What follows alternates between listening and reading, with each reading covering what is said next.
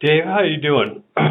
Hey, David, just read this letter to the Wisconsin School District. Got to tell you, super job, my man. Hey, it's so good. I hope you don't mind. I made a copy of it, and I will be happy to redact any names, etc. But just such a good example for us to work from, how to correct for the amazing stuff.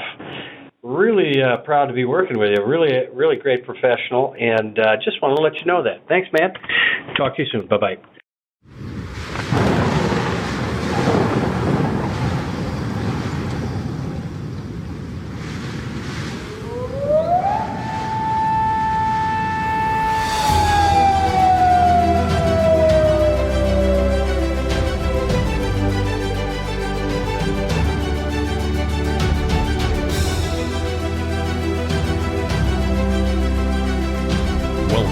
The Safety Doc Podcast with author, radio host, and nationally recognized safety expert, Dr. David Perrodin. Join us each week as we discuss the best and most bizarre practices in safety preparation and crisis response.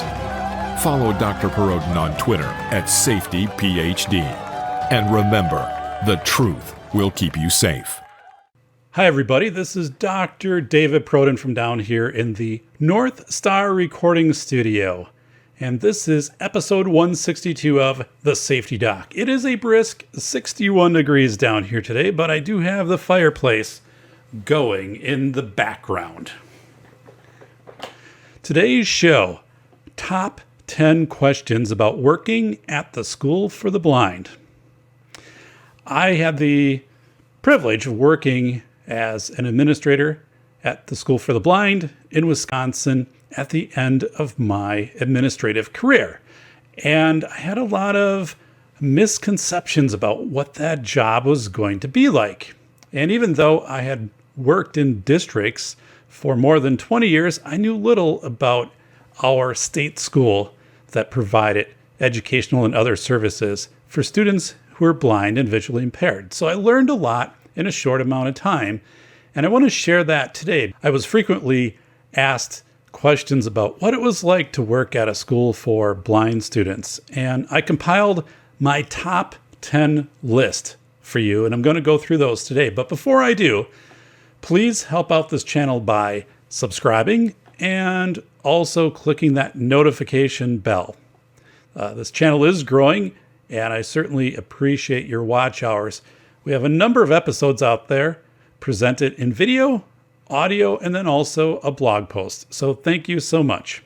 And looking for the most honest book ever written about the $3 billion school safety, School of Errors, Rethinking School Safety in America.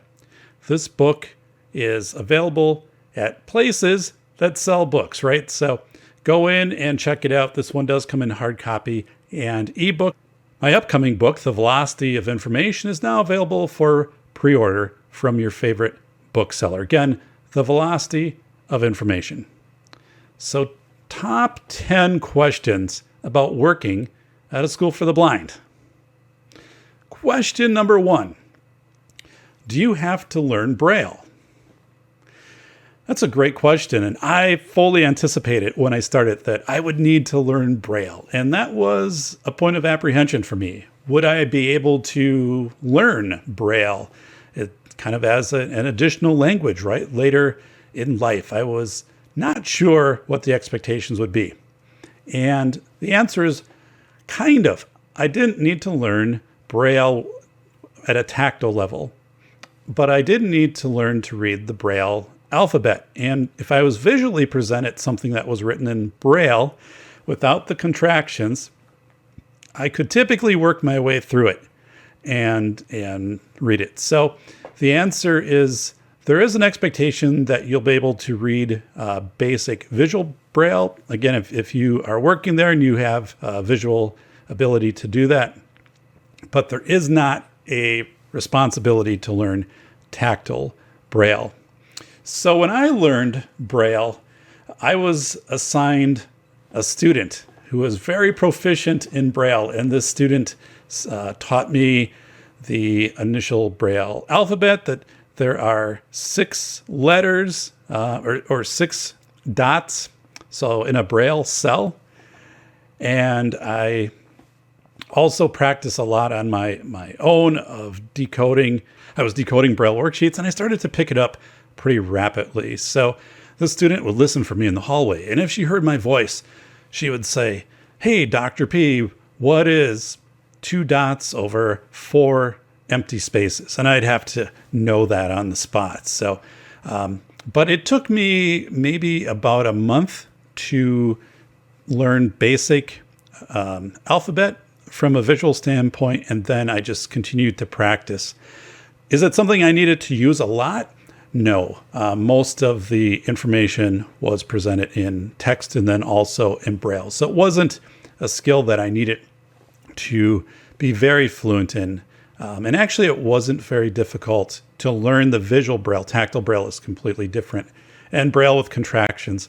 And I had very good teachers. So I also have an app on my phone called Braille Helper. And I would go through that app. It would present words, and then you'd have to match the corresponding 6-dot cell to the letters in those words. And actually, that worked really well to practice on this Braille Helper app. The second question I receive is it a sad place to work? Thinking about students who are visually impaired, oftentimes have other comorbid conditions such as autism or physical needs, and just the fact of not having, not being able to describe visually what it's like to see a tree, to see leaves, the sun, a movie, and all of those things. So coming into the position, I anticipated that there would be kind of this sadness, that there would be this longing for what I guess a sighted individual would have. And actually, that wasn't the case at all. It is a very upbeat place. There's a lot of energy going on in a positive way, a very kind of close-knit family. And I was, again, my expectation coming into that didn't match the reality. So no, it wasn't a sad place to work, not at all.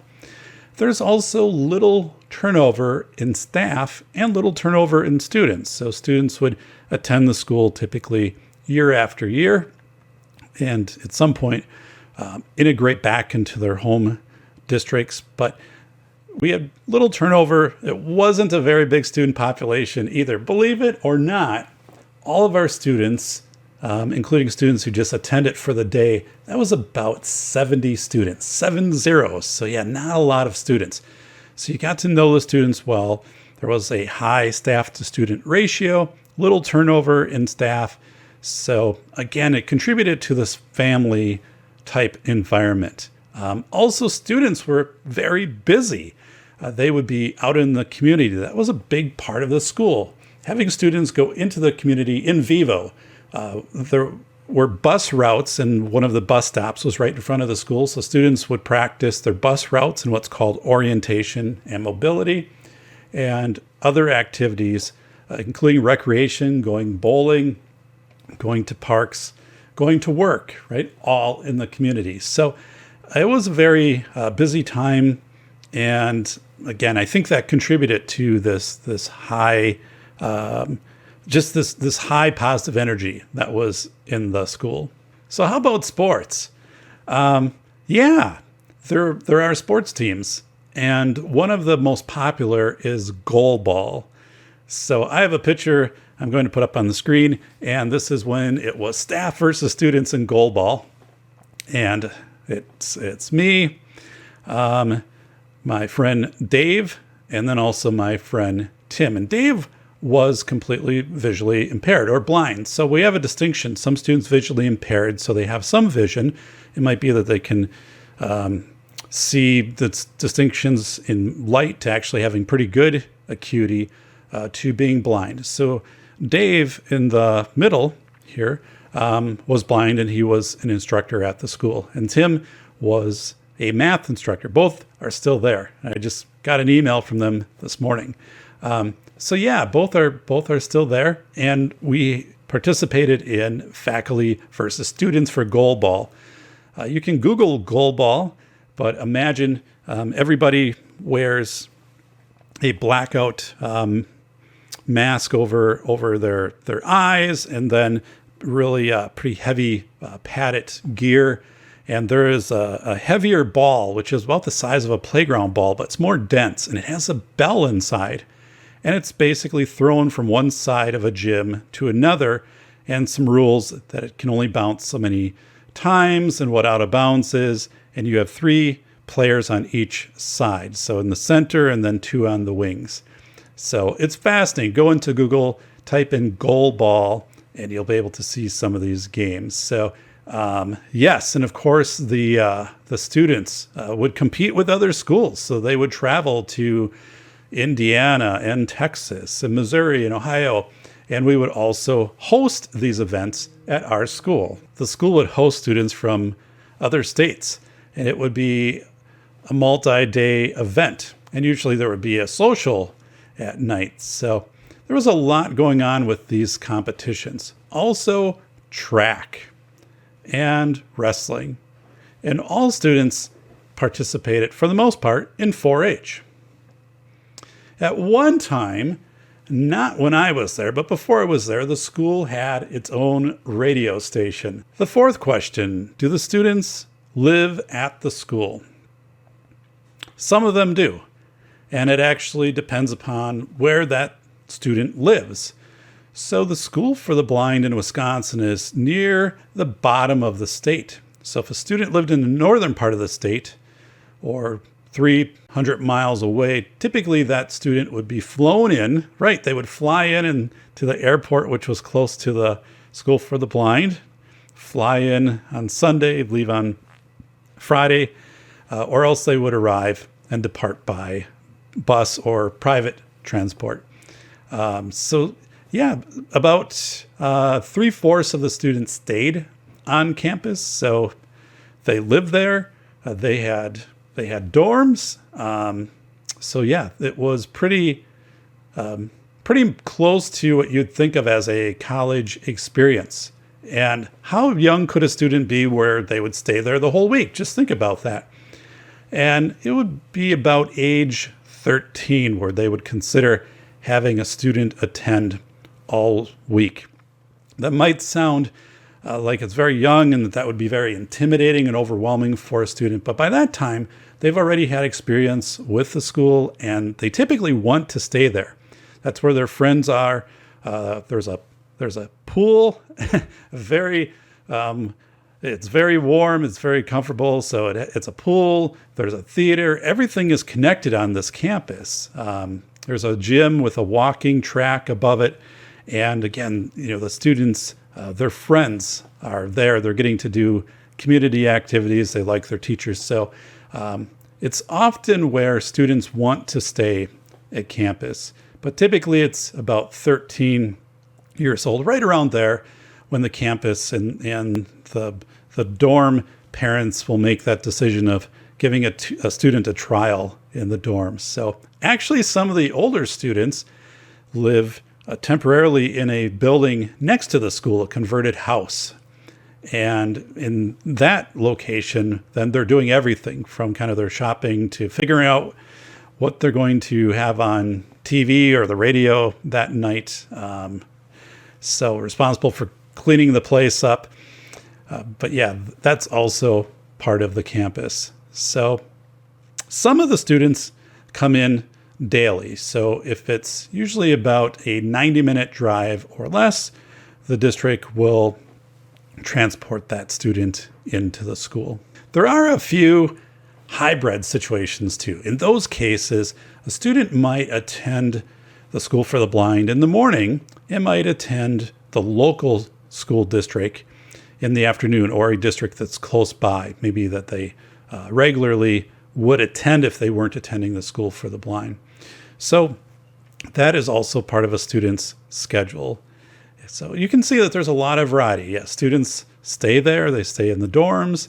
They have dorm parents. So You can kind of think about a resident assistant in college, but of course these are adults who are serving in the role of parent while that student is at the school.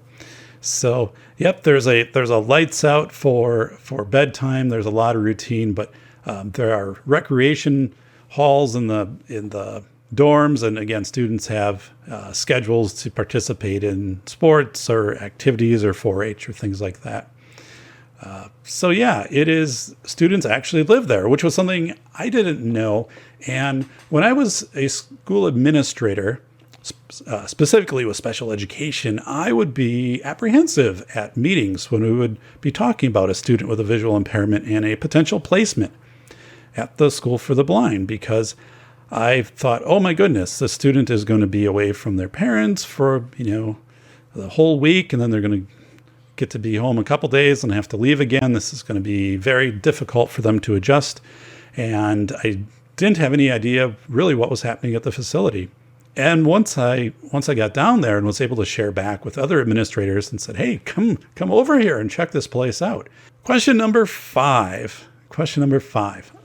Do the older students date? So yes, yeah, they do. So they'll be dating other students at the school or other students in the neighboring schools, pretty similar to just regular high school students dating. Now, here was something that it took me a while to get used to this.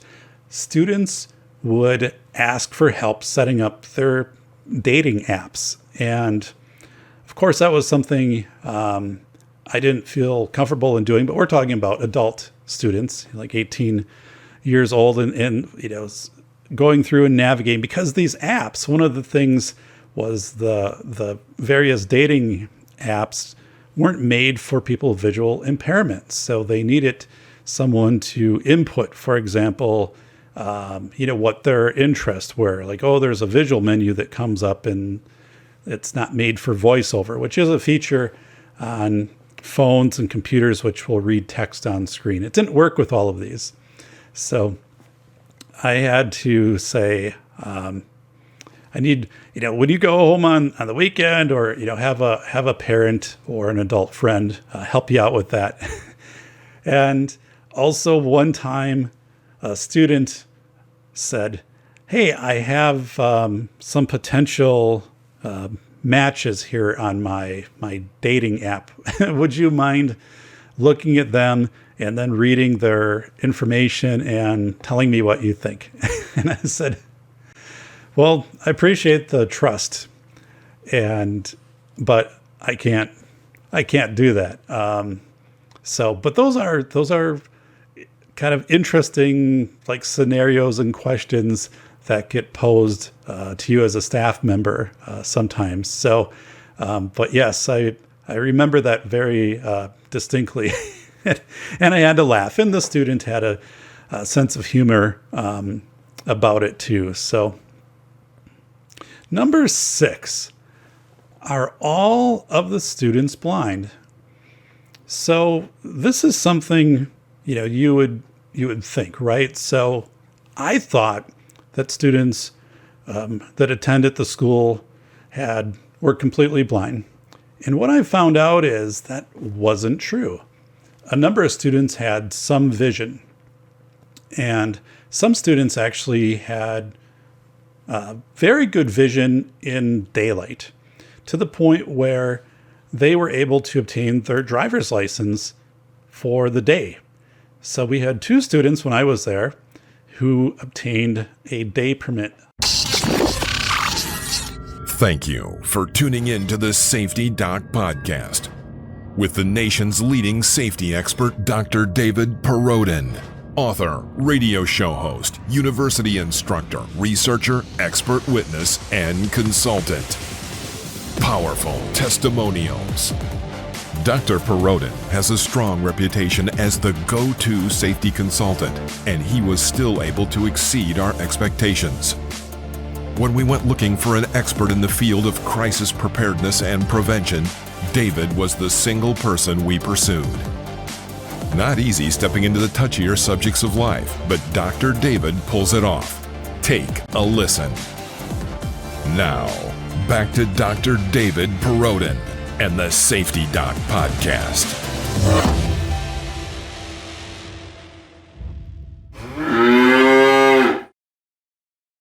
Please subscribe to this channel.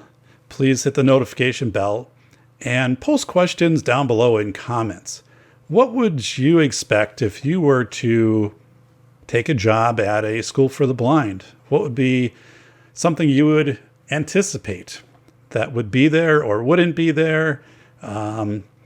What might be your apprehensions, or what might bring excitement to taking on that role? Or do you know anybody who's worked at a school for the blind, or worked with students who are blind, or adults who are blind or visually impaired?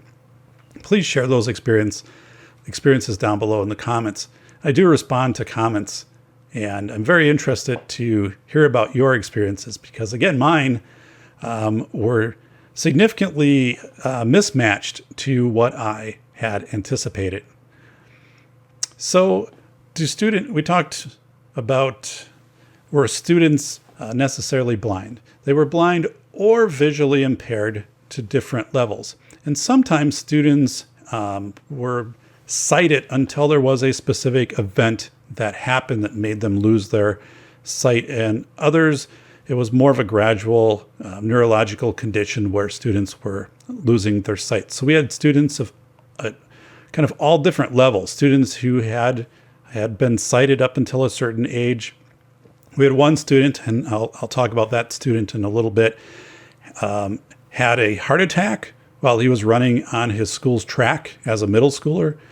And as a result of the heart attack, had lost some of his vision. So that would be this rapid onset. And number 7, do students get into trouble? Well, actually, yes. Just because a student is attending a residential facility, a school for the blind, which taught traditional academics, in addition, taught Braille and taught orientation and mobility, which is how to use a cane or other equipment to navigate around. Now, one of the things you would think that there would be a high number of service dogs at the school for the blind. And when I was there were no service dogs at the school for the blind. At that point, students were being taught how to navigate using a cane. So we're talking about the students get in trouble. Yeah, there were fewer incidents, though, compared to when I was working in traditional K-12 public school. Significantly fewer. And other staff who were there, who had worked in traditional schools, had observed the same thing, just saying it was very rare for a significant discipline event, which would require administration, for example. There was, at times, things you would have in other schools, bullying. I remember a student who brought tobacco with him. So that was something that traveled from the student's home to the school. So, but generally, it was very seldom to have these discipline or safety situations happen at school. So with that, you might be asking, because I was, right? I came in with a background in school safety, and that was one of my roles when I was at the school, was working to make sure staff and students were safe. So what does school safety, how is that adapted, right, for visually impaired staff and students? The first thing is, it's a non-negotiable. Everybody participates in instruction, and everybody participates in the drills. Tornado drills, intruder drills, fire drills, you name it, we did it. And when you practice with students, especially students who are visually impaired, you need to be very overt in what you're saying. This is why we're doing this. This is what is happening. So you're describing the environment, the situation. And actually, that's really great to use in all settings with all students. So that was a skill that I think generalizes extremely well. But to say, we're going to be going down into the basement right now, right? And when we're down, because there is a tornado drill. So when we're down there, we'll do a count to make sure everybody is there. We'll let you know the time. And, if we think it'll take 2 more minutes, 4 more minutes, and then, of course, keep you apprised of what is happening and when the drill is done, because that was an area the students typically didn't go very often. With fire drills, making sure that students knew where the perimeters were to the school, that all the sidewalks, all the concrete around the school, which they knew because they practiced with orientation mobility, entering and exiting the building, and knowing where these perimeter sidewalks and concrete pads were. So also a lot of social stories. Students were visually impaired, but students sometimes had autism or a physical disability or something else. And it was important to prepare that student in different parts of the building. Again, this was a huge complex, so it could be down by the pool.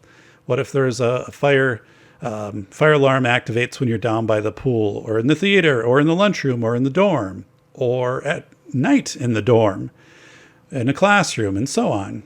So we practiced at different times and in different locations. And then did these rehearsals also. It wouldn't be a formal drill for everybody, but it might be for one student to go and to practice in some different areas. Okay, here's where we're at. Now, beep, beep, beep. Okay, that's a fire alarm. What would we do? And then practice exiting the building and staying calm and staying focused during that time. So that worked remarkably well.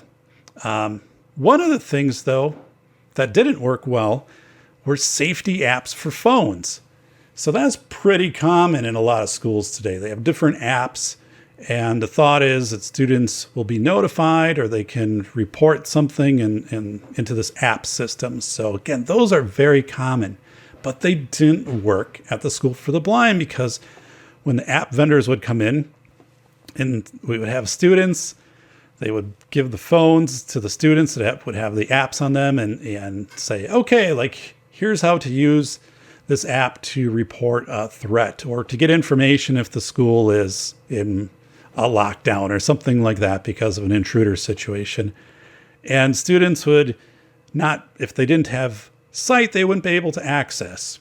And one time a vendor actually took an app from a student and said, well, wait a second. Okay, I know what's going on here. I'm just going to make the text larger.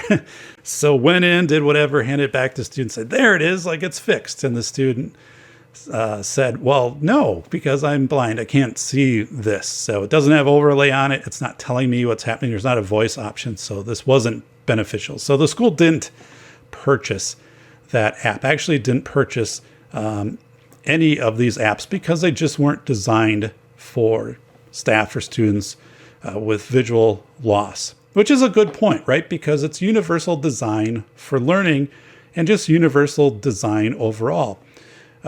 These things, modern safety equipment, computers, apps, devices, whatever it is, needs to be accessible to students who are visually impaired, students who have hearing loss. So I worked at the School for the Blind, and about 30 minutes away was the School for the Deaf. So, which would be obviously, different ways that you would have notifications. You wouldn't have auditory notifications if there was a fire alarm, for example. You'd have to have visual and haptic or vibration. So that was something that stood out to me is, hey, like this is modern time, right? Why are people choosing to develop these safety things and not include students with disabilities, people with disabilities in their trials? Because they would certainly identify right away, you can't use this with a student who is blind the way that it is. We have to modify it. We'd have to build in this voiceover. So that was something that was frustrating with safety, but it was everybody participated. And we once had a 2-alarm fire a few minutes into lunch on a Friday. And Friday's the day where after lunch, students pack up and they go home. So I want to talk about a scenario you would never run in a school setting, have a fire drill during lunch on a Friday. But actually this was authentic. It was a dryer, an industrial dryer located underneath where the kitchen area was. And the dryer had malfunctioned and started on fire. It was contained, but there was a lot of smoke coming into the building. Because students had practiced and staff, they knew how to get out of the building. They knew to stay calm. They knew that once they got to their perimeter areas, people would be telling them what was going on. And that is exactly what happened. It was extremely effective. And it was, again, a non-negotiable that everybody's instructed in safety and everybody participates in safety activities. Now, what we did after that is, it was a Friday. So on Monday, we had focus groups. So we would get 4 students and maybe 1 or 2 staff members together and spend 40 minutes with 2 or 3 groups and say, let's go back to Friday. So as far as communication, let's talk about that. Was there a point when you didn't know what was happening, or could there be more information, or what worked well, what didn't work well? Tell us how you got out. So we had a set of questions because we wanted to also examine, boy, this worked really, really well. And students said, we participated in this. We knew where the perimeter was. People we recognized the voices, right? Were talking to us. And there was another question, though, that kind of surfaced. And this was there any point when we could have done something different that would have helped you? And the students said, yes. When we were out on the sidewalks, and there was the second alarm, and the 80,000-pound fire engines come down, and the whole road and the sidewalk rumble. They said, well, when that happened, then we were more concerned with the building. Like we knew everybody was out, and staff were talking, everybody's safe. We just need to wait here. The buses and transportation that usually arrive at the school are going to arrive a block away, and we'll take care of you. Now, some students be like, I'm not sure I'm going to get my stuff because it was in the dorms. But all of that was kind of addressed. But the question was, is more going on? Is this fire increasing, and all of what does that mean for the school and for my possessions and the dorm, and so we had to say, well, that's a great point. We never thought about it at the time. We kept everybody was keeping apprised through the two-way radios for the first maybe 20 minutes. And then there was a lot of waiting from the students. And we needed to keep doing the updates of saying, here's what's happening now. And the reason the second alarm was called was to have more firefighters there, and they needed to ventilate the building and get the smoke out of that part of the building, and also check the ceiling and some of those. It wasn't because the fire was getting worse. The fire department did a great job of putting the fire out. And within about an hour, staff were able to come back into the building, retrieve the students' personal belongings. And the thing is, students already had their personal belongings packed. They have them packed the night before, and they're in their dorms, so it's usually just grabbing their duffel bags and things like that, and bringing those things out for students, and making sure that students had lunch. So that was all coordinated through food service, and so everything went well. But again, it was asking students afterwards, what could we, and staff, was there a point when you weren't sure what was going on? And they're like, yep. Number nine, who wouldn't want to work there? Who wouldn't want to work at the School for the Blind? I'll tell you, it's not for everyone. And here's what I found out. The biggest challenge to most new employees is the fact that the students' schedules are actually very fluid. From day to day, their schedules change. And that's largely due to orientation mobility. So orientation mobility is teaching students, for example, how to navigate with a cane, or if they're in a wheelchair and also visually impaired, how to navigate, how to use bus routes, how to get yourself around town, buildings, all of that. So there were a few of those instructors, and there's a big shortage throughout the country. And that's one of the reasons when students would come to the school, they might come to the school because there wasn't an orientation and mobility instructor anywhere close to their home district. But orientation and mobility and Braille courses were the first things that were put into a student's schedule. And there were only so many staff to do that. And sometimes that got changed based upon the weather, based upon if there was a community outing that was scheduled so students could practice their orientation mobility in the community. So imagine coming in and you realize, oh my goodness, this student is gone today because of this activity, and you had something planned, and now how do you make that up? And so that was something for some people. It was, if you're very strict with a schedule, this probably wasn't the job for you. But I also found that I was able to adjust as, again, people that I worked with were able to adjust very well to this fluid schedule. Again, there's this high number of trips into the community so students can practice in vivo their orientation and mobility skills. Also, if you have a student who travels to the school on Sunday, lives in the dorm during the week, and then goes home on Friday, if that student is ill, they might miss an entire week of school. So that also took some getting used to. Is you might have a student, and this was before the time of the pandemic, but a student could be out a couple weeks during the year just because they were ill, and it then didn't make sense to do that flight in, for example, on a Wednesday if they're just going to leave again on a Friday. So that was something that was different. And as all students have disabilities, right? All students at the School for the Blind have to be identified with a visual impairment to be eligible to receive services there. So there's this moral dilemma that some people had of saying, this seems like it's not an inclusive setting. Every student here has a disability. They're not with peers who don't have disabilities. And so the question would be, is this a good structure in this day and age? When the school was built back, I believe in the 1850s, students would come in and live an entire semester at the school. There was a farm attached to the school. There was fishing down at a river in back of the school.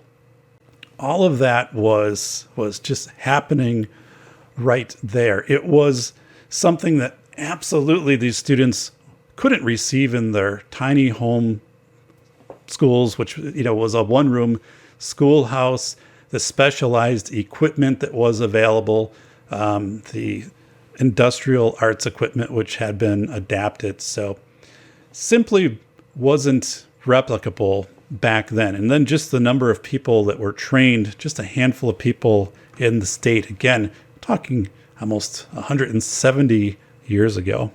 But now the question is, does this still make sense? And it's a definite moral dilemma.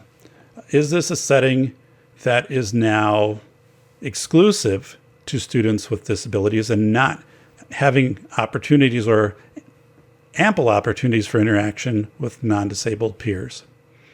Or is this a setting where services are concentrated, very rare services that otherwise, if the student was in a home district, it would be difficult or impossible to get these services? Again, orientation, mobility teachers, teachers of the visually impaired. There are just so few of those people out there. So that comes in as a definite question. What the school did was to collaborate with the public school system on different events in the auditorium and different visitations to schools and getting to meet kids and same age peers. But largely, though, again, this was a facility where it was students who had disabilities. Let me know in the comments what you think about that. Is it time to look at a different model? Because we can do things now remotely, but how do we do orientation and mobility remotely, or teaching students, again, how to navigate using a cane, for example? It seems like that would be difficult, if not impossible, to do with remote learning. So how do we justify maybe having the School for the Blind and the School for the Deaf right now in modern times?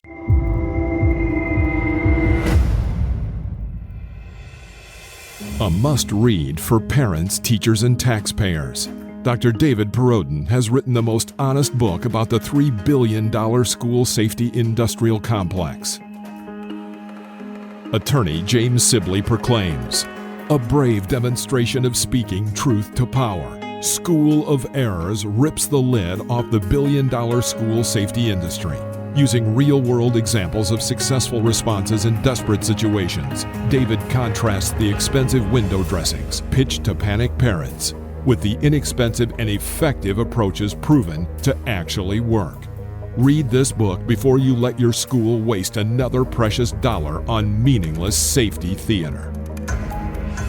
Buy the international bestseller School of Errors, Rethinking School Safety in America, now at Barnes & Noble or Amazon. What's the most unique experiences for staff? Well, personally, I'll never forget the first time I was able to go biking with a group of staff and students. Yeah, biking. So the school received a donation of tandem bikes and then also side-by-side three-wheeled bikes. And on warm days in fall, warm days in spring, it wasn't uncommon to have an afternoon where the administrator would say, we're going out. And the FIAD teacher, we're going to go out and we're going to do biking for 50 minutes. And, whoever wants to participate, go for it. And community members would volunteer to be a part of that. It was amazing. I never thought that could happen. So I biked. I love biking. I biked on a front and back tandem bike with a high school student, and he was in the back and I was in the front. And so basically I would be telling him, okay, we're going up a hill. We're going to be turning left, or I have to slow down because the other bikes in front are slowing down, or there's a stop sign. And the students they absolutely loved going out biking, as did the staff. It was remarkable. And especially in October, there was nothing like biking in October after the leaves fell. So a dry October day, when you'd be biking along, the students would say, bike over toward the curb, get over toward the curb. And why was that? Because you'd be biking through the leaves. You'd have this big rustling when you'd go through the leaf piles with the bikes. And the students absolutely love that. And then we biked one time after a storm, and the students could hear roofers putting on new roofs on homes. So we're talking about what was happening and talked about the storm that had gone through a few days before. But that was an incredibly wholesome experience, and it meant a lot to that school community, building those connections, and then also that in vivo experience. It was something I would have never thought coming in that would be an opportunity. And we also had these huge tractor inner tubes and would be able to slide down the hill and back of school and go toward the track. So we talk about the track. On one side of the track, there were wires that were strung from one side to another, and they were about 3 foot high. So if you were running track, like running 100 meters, you would grab onto the wire on one side and run to the other side. That would be your guide wire. So again, all of these activities. Something else, I was able to work with a high school student, and this was a student I spoke of earlier, who he encountered had a heart attack when he was attending his home district, was running on the track during Phy Ed class, had a heart attack. Because of that heart attack, he had lost some of his vision, his permanent vision loss. So then that was a reason why he was attending the School for the Blind. He wanted to do something about heart attack awareness in schools, as far as learning how to do chest compressions, learning how to use an AED. At that time, the state I live in had a bill that would have required all high school students to learn CPR and then also how to use an AED. And that bill did pass. And this student wanted to then be a spokesperson for school to convey to schools the importance of this. Because what he said is, nobody thinks it's going to happen to a middle schooler running on a track. When you think of a heart attack in a school, it's going to be a staff member or a visitor or somebody older. But look at me. So when I'm talking and here I am, 18 years old, and someone can listen to me, they acknowledge I'm the same age. I can represent, versus if you're talking about it, or an adult, they're like, oh, that's kind of something that happens with adults. It doesn't happen with kids. So we worked together with his family. They provided photos. We put together a PowerPoint and then recorded a video presentation, which then the American Red Cross uploaded and used. And he was interviewed by the television station that was nearby. It was a big thrill for him. I was very excited for this student. And there was an assembly where all of the school attended and some community members. And at that assembly, I was honored. I was able to speak. He received 2 awards, and one of the awards was from the National Red Cross. And his family was there. It was an amazing time for him. So again, he had produced this video. I worked with him. And this video then was put out about, I think it was 2 minutes long, urging students to take their training serious in high school, right? So if you're a high school student, make sure that you are paying attention and you're getting trained in CPR and first aid and how to use an AED, because it can and does save a life. Actually, that student had his life saved by staff who knew CPR. So it was incredibly moving, and I felt terrific to be a part of that. When he was done with his speech to everybody in the audience, which just a few minutes, but when he was done, there was applause, roaring applause, and then students, and this was organic, this was amazing, students started to work their way up to the front of the stage. And then they put their hands up, and this student who had presented about CPR and AEDs, he was partially sighted. He would reach down and he would touch the hands then of the students. It was amazing to see this kind of organic, this appreciation. I mean, and those younger students and his peers looked up to him and had so much respect. He was almost this hero for doing this project and this well-earned recognition from the American Red Cross and from the news and the media. And he was so genuine in why he wanted to do this. So very special for me to work with him, to help make the connections, to have that opportunity for him to do all of that stuff. I mean, but wow.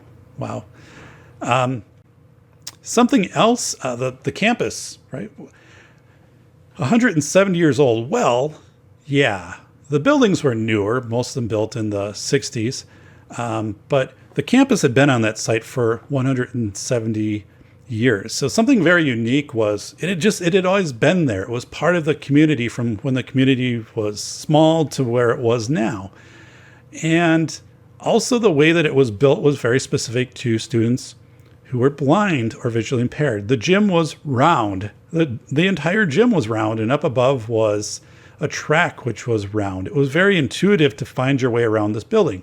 There were hallways which would echo. Yeah, they were designed that way, so you would be able to know different parts of the building, or different, as you went down a hallway, you could recognize if there would be a break in the hallway, left or right, based upon this way that the ceiling and walls had been designed to provide an echo. It was the most amazing thing. My first day there, the secretary took me on a tour of the building, and she stopped in a hallway, and then she started to say things, and she said, "What do you hear?" And I'm like, "I hear an echo." And she's like, "It's designed that way." And I'm like, oh my. So that was amazing. Yes, to understand this campus, and then the history. People would come back who had attended there, 40, 50 years ago. They would come back for a few days. This homecoming event. It was very big.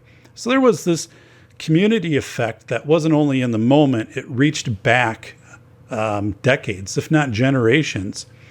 And that was amazing to experience with that school, that it had this extreme rich fabric of its existence. And then there were a lot of fun things. And one of the things that was an ongoing spoof is down the hallway. As students would come down and meet with me, it was a long hallway, and sometimes if they were taking a little bit too long to get down the hallway, where they stopped off and there's vending machines and things like that, I would play over my phone the sound effect of a cow mooing. Moo, moo. And the running joke on that is that's the dorm cow, because off to the right, a little bit down from where my office was, it went down to the dorms, and say, "Oh, the dorm cow got in the school. It's in the hallway right now, so we're going to have to get it back out." And of course, the students knew there wasn't an authentic dorm cow, but it was just this subtle way of, okay, we gotta hurry it up a little bit here in the hallway. But the dorm cow became legendary. Everybody started to talk about the dorm cow, and students started to create additional stories about the dorm cow. And I had a terrific boss, absolutely did. And my boss would leave voicemails after a meeting or something that I would, present. And it wasn't uncommon to receive a 30-second voicemail of, "Hey, great job on something you did." And I'm going to play one right now. Dave, how you doing? Hey, David, just read this letter to the Wisconsin School District. Got to tell you, super job, my man. Hey, it's so good. I hope you don't mind. I made a copy of it, and I will be happy to redact any names, etc. But just such a good example for us to work from, how to correct for the amazing stuff. Really proud to be working with you. Really, really great professional, and just want to let you know that. Thanks, man. Talk to you soon. Bye-bye. I grew professionally and personally from working at the School for the Blind. I learned new ways to adapt school safety thinking for students with disabilities. I also worked with a remarkable staff. Many of these staff were centerpieces in other districts before they decided to come to the School for the Blind. We had remarkable, our mathematics teacher was incredibly gifted in working with grants and how to integrate math with visually impaired students, stuff that was looked at by other schools all across the country. Our physical education teacher, our therapy department, our rehabilitation services for occupational, speech, and physical therapy were exceptional. There was an entire wing of the school devoted to early childhood and had outstanding equipment and spaces. One was this huge drum that was maybe 6 feet across. And it had a leather covering on it that was pulled tight. And I don't know the origins of the drum, except it was very rare and very expensive. And the kids loved the drum because obviously you could feel the vibration of the drum, either just by being close to it or putting your hand on the top of this drum. So a lot of instruction or therapy activities would kind of happen around this drum. It was just this really incredible, cozy type setting, right?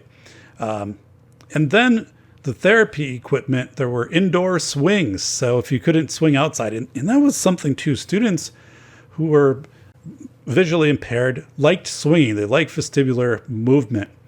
And so swinging was very popular. And during my time, we also worked to bring swings inside. So ordered swings, and we had a larger room that we modified and had swings inside of this room, and it was very well used and appreciated by the students. So yeah, all of those things were happening.